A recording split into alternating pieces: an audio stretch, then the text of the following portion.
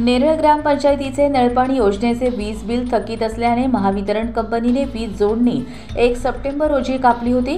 ग्रामपंचायतीने महावितरणाचे 76 लाखाचे बिल थकवलं असून महावितरण कंपनीकडून वीज कनेक्शन कापलं आहे।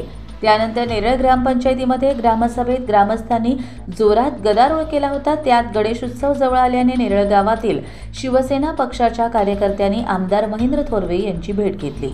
त्यावेळी गणेश उत्सव काळात नेरळ गावातील रहिवाशांना पाणी पुरवठा करण्यात अडचणी निर्माण झाल्या आहेत याची माहिती देऊन या प्रकरणी लक्ष घालण्याची विनंती आमदार महेंद्र थोरवे यांना करण्यात आली।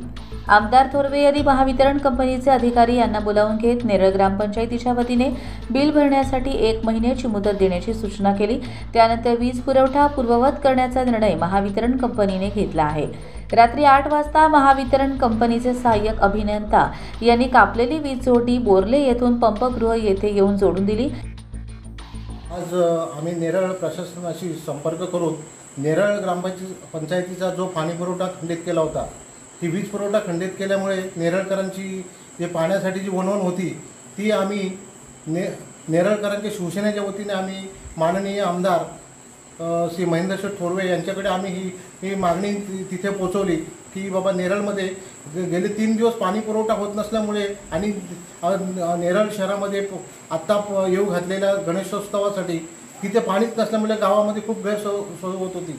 पण ती मागणी घेऊन आम्ही आमदार साहेबांकडे गेल्यामुळे त्यांनी ती आमची मागणी परत लगेच आम्हाला ती मान्य करून त्यांनी वरिष्ठ लोकांची MSCBच्या अधिकाऱ्यांशी संपर्क साधून तो पाणी पुरवठा आणि वीज पूर्ववत केली।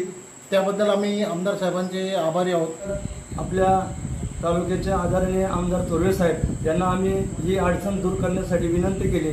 त्या विनंतीवरून त्यांनी सदरचा जे महावितरणचे जे अधिकारी आहेत त्यांना सांगून आमचा बंद किंवा खंडित केलेला वीज पुरवठा हा चालू करण्यासाठी त्यांनी सहकार्य केलं। आम्हाला याबाबत 30 सप्टेंबरपर्यंत चालू बिल भरण्यासाठी आणि थकीतपैकी काही रक्कम भरण्यासाठी मुदत दिलेली आहे। तरी आम्ही ही आमची वसुलीची प्रक्रिया ही जरी सण असला तरी चालू ठेवणार आहोत आणि आपल्याला हे चालू बिल भरण्यासाठी आम्ही प्रयत्न करणार आहोत आणि नियमित रेग्युलर आपला पाणी पुरवठा कसा सुरू राहील यासाठी आमच्या ग्रामपंचायतीच्या वतीने आम्ही प्रयत्न करणार आहोत। Bureau report Karjat live.